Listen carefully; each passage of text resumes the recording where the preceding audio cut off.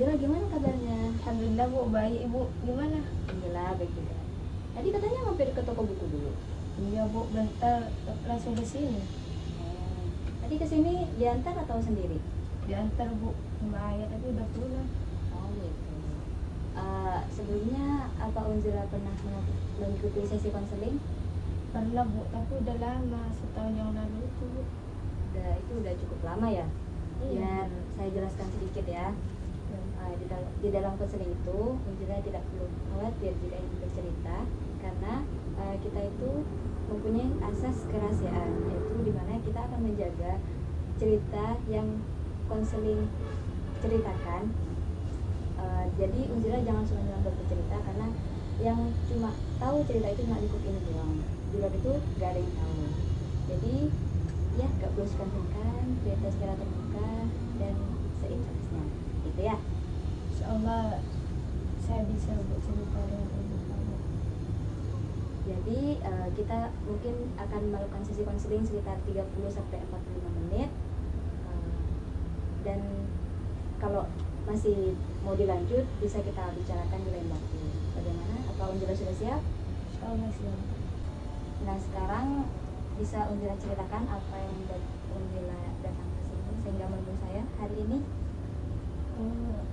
Ini Bu, saya punya trauma Bu. Trauma ya? Kalau boleh tahu trauma apa yang Unzila alami? Saya trauma dengan ruangan yang sempit gitu Bu.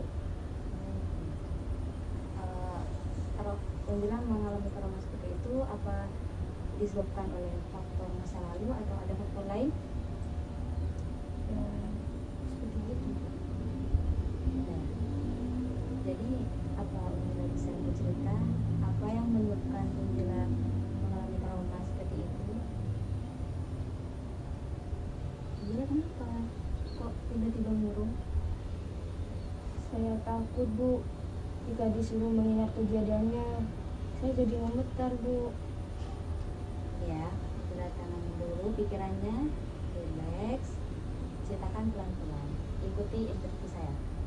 Tarik nafas pelan-pelan, tahan, buang perlahan dari mulut.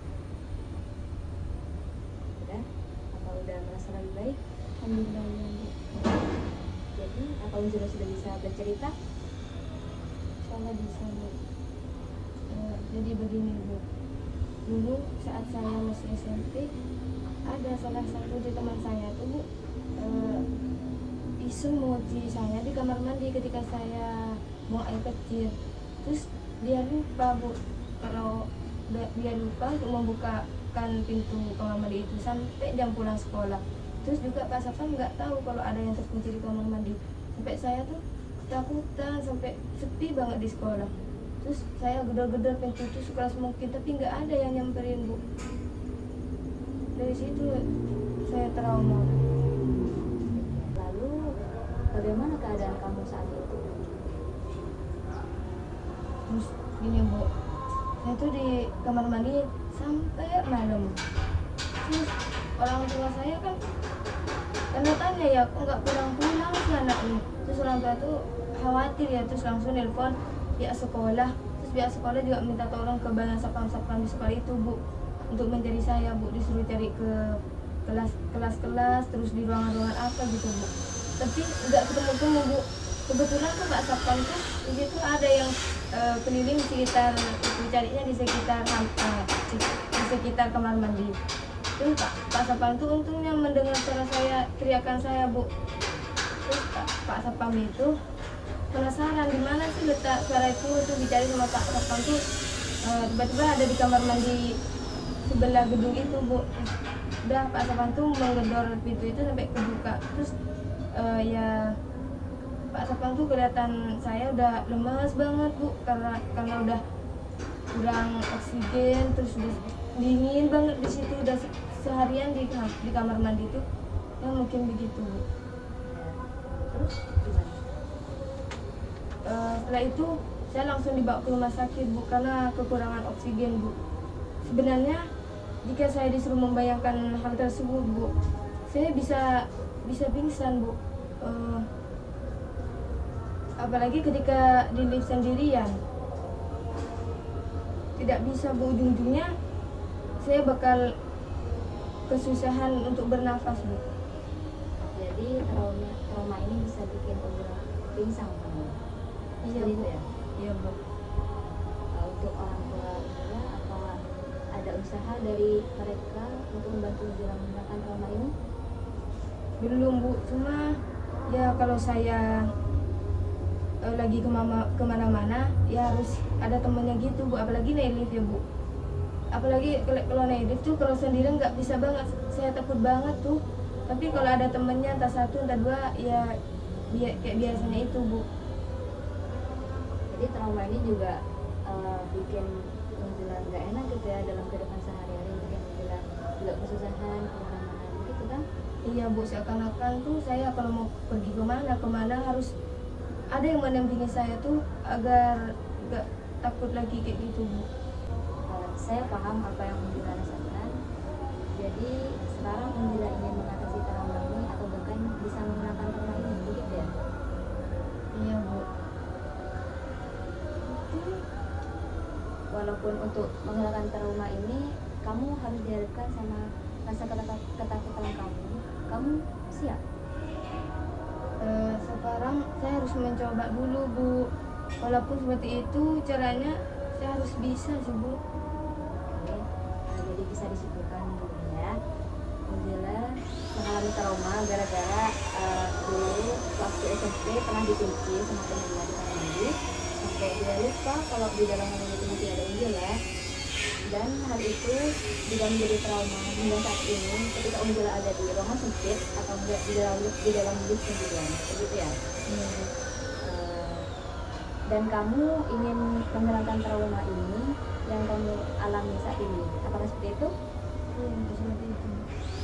Oke, di sini kita akan menggunakan teknik desensitisasi sistematis ya. Teknik itu dilakukan agar fobia yang dialami Unjila itu bisa diringankan atau bisa juga dihilangkan, tapi jika Unjila rajin melatih teknik ini, begitu ya. Teknik ini akan dilakukan sesuai urutan fase. Nanti Unjila diminta untuk merelakan tubuh, dilanjut dengan membayangkan sesuatu sesuai urutan fase yang sudah disebutkan. Yang pertama, sekarang kita coba ukur tingkat ketakutan Unjila dulu ya. Di sini sudah ada skala 1 sampai 10. Ini fungsinya untuk mengukur tingkat ketakutan Unjila ya. Pada skala 1 ini menunjukkan rasa takut yang paling rendah, begitupun pada angka 10 yaitu rasa takut yang paling tinggi. Sekarang coba Unjila lingkari rasa takut mana yang paling, nomor mana yang Unjila paling mewakili.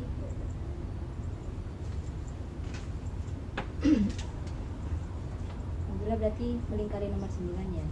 Sekarang saya tanya, kenapa Unjila melingkari nomor 9? Karena trauma saya udah terlalu tinggi itu, Bu, udah parah. Sampai-sampai saya tuh ketika keluar harus tergantung pada orang lain, apalagi di kondisi tempat yang ada liftnya kayak gitu.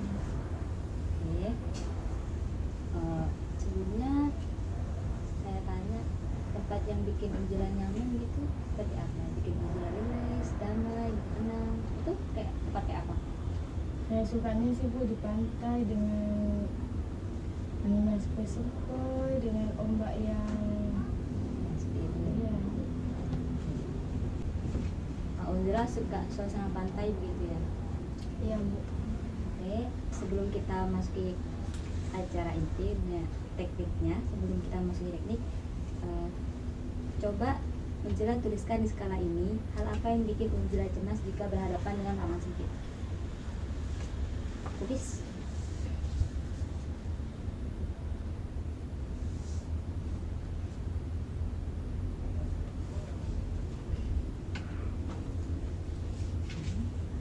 Di sini kamu udah menuliskan bahwa hal yang membuat kamu cemas jika berhadapan dengan ruangan sempit adalah yang pertama yaitu sendirian di dalam lift atau ruangan sempit lain. Yang kedua, ketika pintu ruangan tersebut tertutup.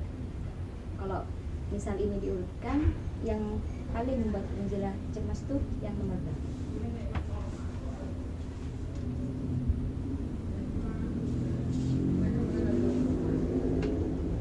Berarti tetap ya urutannya.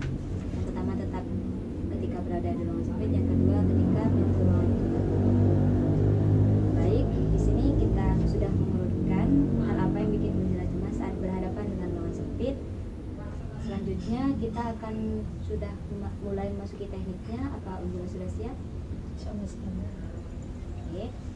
Oke, pertama-tama Unzila poskan duduk senyaman mungkin ya, yang Unzila nyaman di mana, entah di nyender atau gimana. Kalau misalnya saya menyebutkan sesuatu dan itu membuat Unzila setuju, Unzila angkat kepala. Tapi kalau sesuatu mengganggu, kamu bisa angkat tangan, gitu ya. Coba jelaskan dulu tempat duduknya bagaimana. Tutup mata, ikuti instruksi saya. Tarik nafas pelan-pelan dari hidung, lalu keluarkan perlahan dari mulut.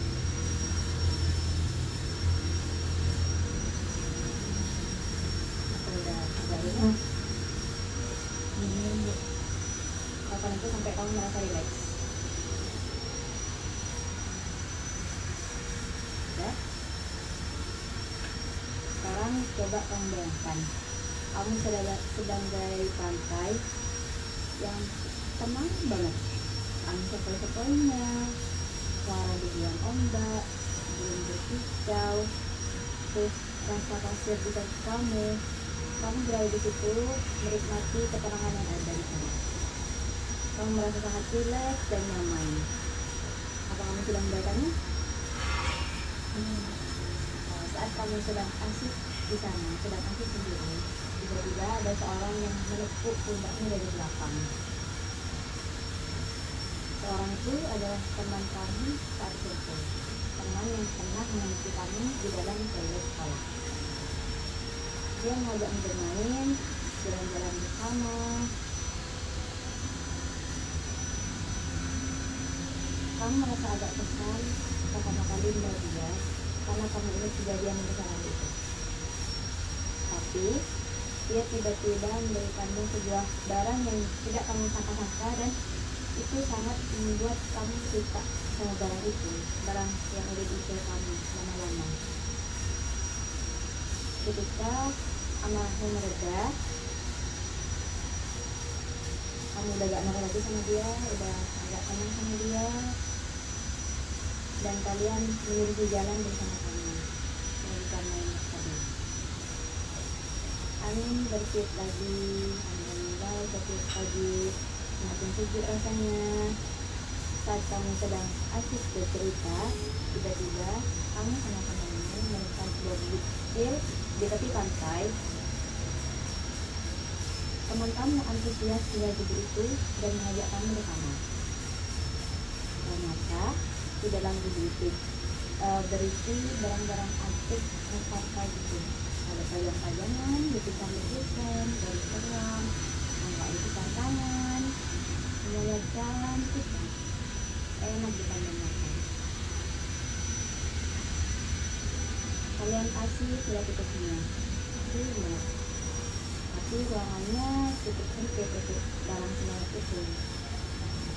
Kamu tengah sibuk melihat barang-barang yang terdapat di sana hingga tanpa sadar temanmu itu menghilang. Kamu sendirian di ruangan sempit itu. Kamu berusaha untuk menenangkan diri karena kamu sendirian di sana. Tarik nafas pelan-pelan, lalu buang perlahan. Jadi instruksi saya, tarik nafas, buang. Apa kamu merasa rileks?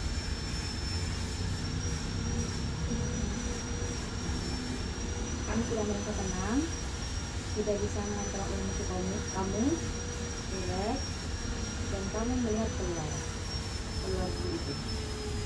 Memeriksa temanmu di sana, apa temanmu ada di luar atau ada di mana. Ternyata dia sedang di sana. Kamu sudah tenang dan melihat kembali barang-barang yang ada di dalam bumi itu. Kamu berinisiatif untuk menuju temanmu di luar. Kamu melangkah perlahan-lahan mendekati pintu, tapi anginnya bertiup sangat kencang sehingga pintunya tertutup dengan keras. Susah untuk bukanya karena ya disebutkan angin yang tadi. Kamu berusaha tetap tenang saat berada di situasi tersebut, tidak panik dan rileks, tenang dan rileks. Mata di hidung, kemudian kemudian buang perlahan. Tarik nafas pelan-pelan lewat hidung, lalu keluarkan pelan-pelan lewat mulut. Kamu lakukan itu berkali-kali hingga kamu merasa rileks. Kamu akhirnya mencari cara untuk menghalau rasa takut itu dan berhasil. Kamu bisa berhasil menghalau rasa takut akan ruangan sempit yang kamu rasakan. Ruangan sempit tanpa teman itu membuat kamu tetap baik-baik saja.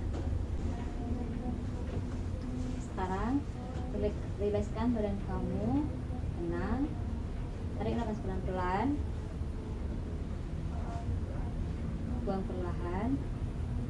Tarik nafas lagi, buang. Coba buka mata. Bagaimana Angela? Nah, ya. Itu tadi teknik desensitisasi yang kita gunakan. Sekarang bagaimana perasaan Angela? Alhamdulillah udah merasa tenang, lega, dan saya bisa mengontrol rasa takut saya, Bu. Oke, sekarang di skala tadi coba Angela lingkari bagaimana skala yang mewakili perasaan Angela. 7 ya. Berarti ini sudah kemajuan yang lumayan. Selanjutnya kira-kira apa yang akan dilakukan ke depannya? Insya Allah saya akan berlatih di rumah. Latih terus-terus ya, rajinin latihnya biar nanti juga ada efeknya ke diri kamu sendiri. Kira-kira kapan kamu akan mulai latihan teknik ini? Insya Allah besok, Bu. Dan saya akan melatih teknik yang sudah Ibu berikan kepada saya. Baiklah kalau begitu. Baiklah. Sekarang kita akan memasuki teknik selanjutnya, yaitu teknik kursi kosong. Ini ya teknik kursi kosong itu. Di depan Unzila sekarang sudah ada kursi kosong. Nanti Unzila bayangin, semisal teman SMP Unzila yang pernah ngunci kamu di toilet sekolah ada di depan kamu. Dia sedang duduk di depan kamu. Kira-kira apa yang akan Unzila bicarakan sama dia? Pondok-pondok apa yang akan Unzila sampaikan? Dan bagaimana? Gitu ya. Sekarang bisa coba bayangin dulu.